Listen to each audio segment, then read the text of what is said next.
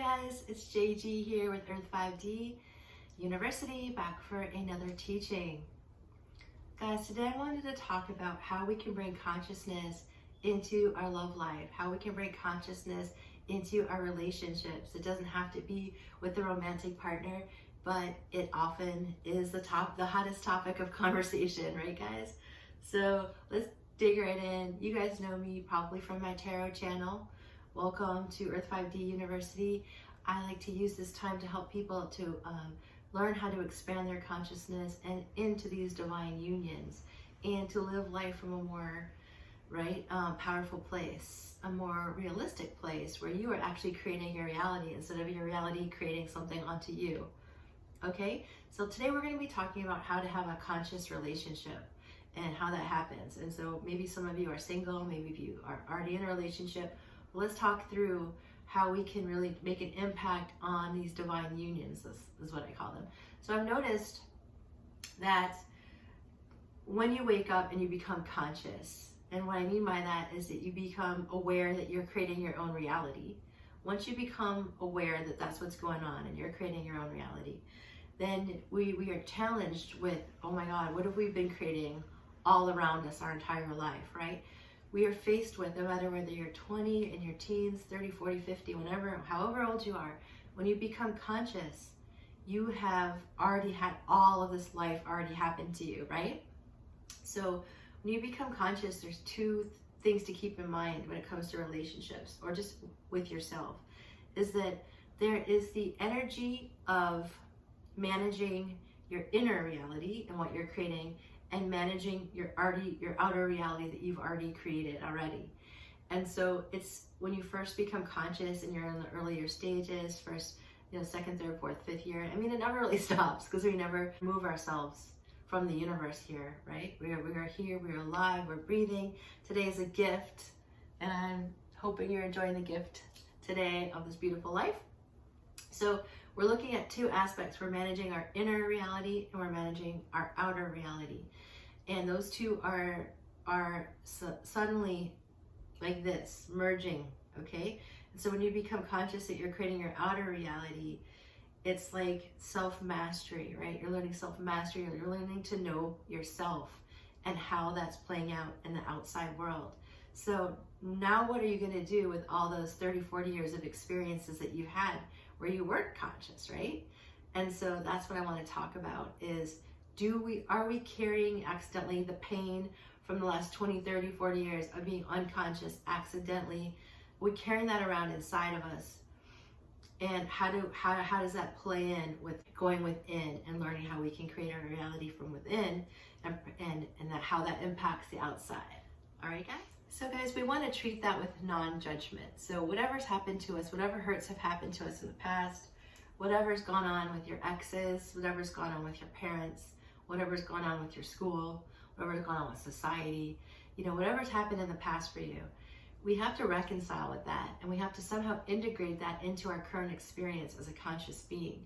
So that can be really tricky, right? Because you're managing, like I said, your inner reality and how you want to create, okay, manifest, and then you're dealing with everything that's already happened that's forcing itself kind of upon you, right? So it's not like you become conscious and suddenly you ditch your family, or you become conscious and suddenly you ditch the universe. It's still here. So somehow we have to interact with it. So the two ways that I found out that has been successful for me to manage my reality that I've already created is, number one, non-judgment, and number two, taking ownership. So we can look around us and say, how could you do that to me? How could this be happening around me, right? Looking at the exes and kind of villainizing them, or looking at the parents and villainizing them. But it doesn't serve us, because everyone is actually an outer reflection of our inner world anyway. So even what we've created in the past unconsciously was still something inside of us, still part of that human condition. So practicing non-judgment of other people only helps yourself, right? It helps you to grow and to be the fullest you can be. Because if you're judging someone else, that's just like judging yourself. And judgment is just like this. It's like a shrinking. It just takes everything and it makes it so much smaller. So life is seeking to express itself through the ultimate possibility. So everything is constantly seeking expression, and the lightest frequency moves faster into its expression, right? So you're always wanting to stay in those higher frequencies, those high vibrations. That's what everyone talks about in this consciousness community, right? Is creating those high vibrations. So we can't cut out our past, okay? We can't just cut off our past and say the past is done, because the energy is still housed within our DNA, it's still in our cellular makeup. And so we have to integrate that somehow into us. We have to integrate the pain and suffering from our past into our current reality, even as a conscious being. So when we become conscious, we can't just say, damn you, I was a victim of this, and damn you, I was a victim of that.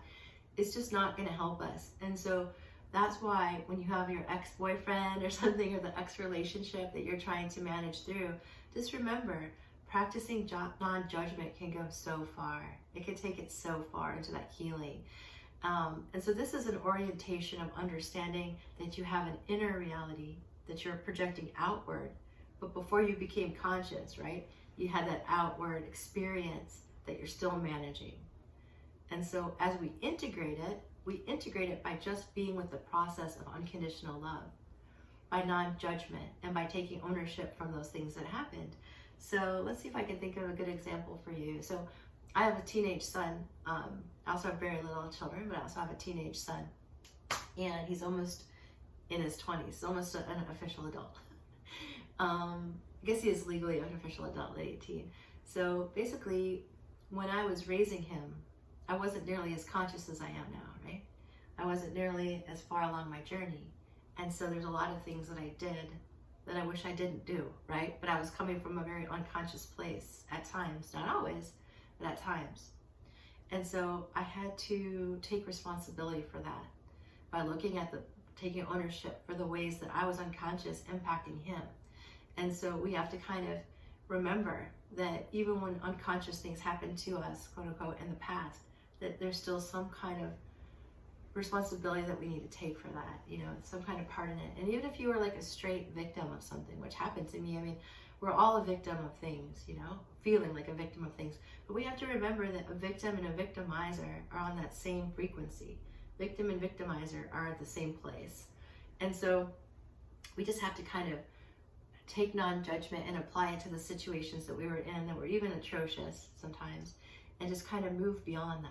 And we just kind of have to say, okay, this was my experience. I'm not going to cut it out of me. I'm going to integrate it in my being and somehow practice non-judgment, somehow just uncouple myself from that energy with unconditional love.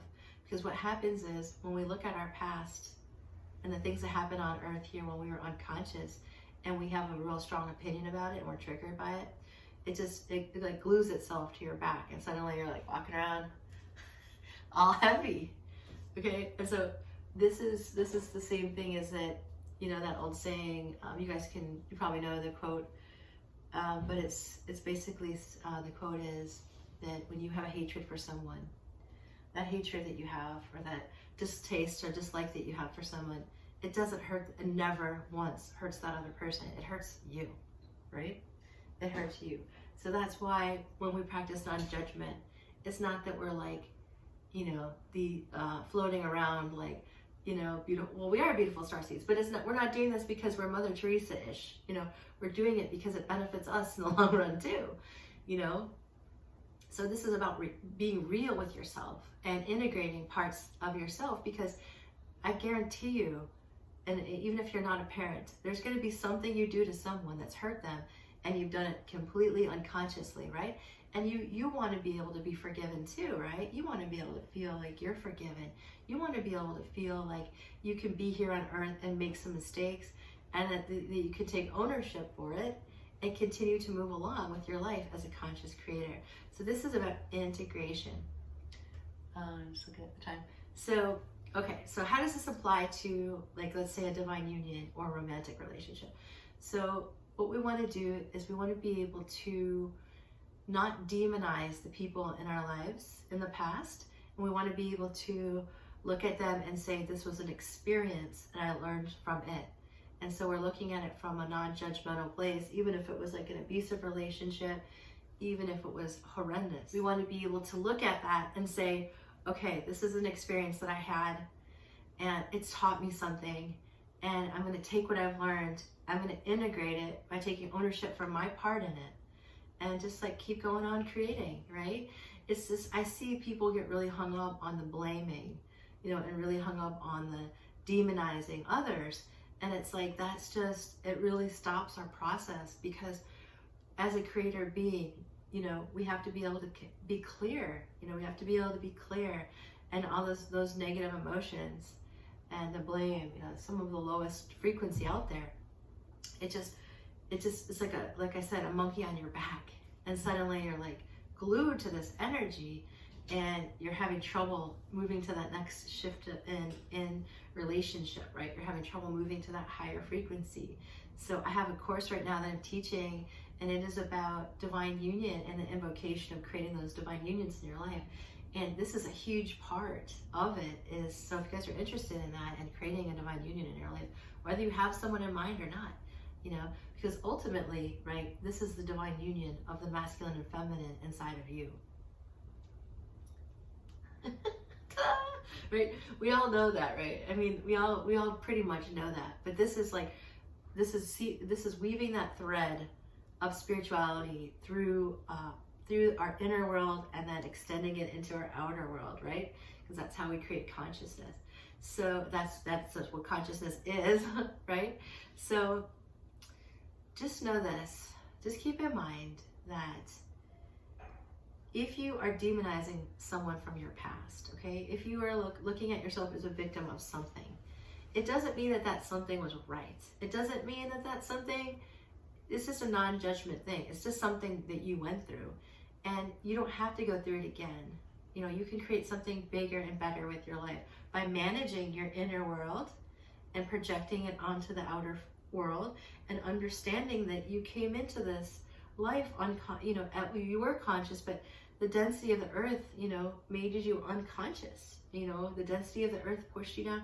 Some people never ever get conscious. You know, they're a total starseed, and they get lost. You know, because they get stuck in the depth of the third dimension. They get stuck in the drugs, or they get stuck in the negative emotions, and they get polarized, and then they never are able to do their light working. You know, and so just know that you can do your light working. You can have had a rough past, and just kind of allow that to integrate. Try not to chop it off. Try not to demonize people, and understand that it was an experience, and you can integrate it by just working your process, taking control of the way you want your life to be, and continue to project it out. That's what I have for you today. So make sure you take ownership for yourself and how you're interacting with the world. And that way, you know, when you practice non-judgment, others can also practice non-judgment with you. And you can continue to raise your consciousness, let go of those past relationships, to say yes to this divine union and the integration of the masculine and feminine within you. Okay, if you need help with that, please feel free to reach out. You can find me at earth-5d.com, or you can look at my tarot channel. I do these tarot readings to help people stay in touch with their feelings, and do sanity checks, and stay in touch with, you know, who and what they're trying to create. Okay? Much love.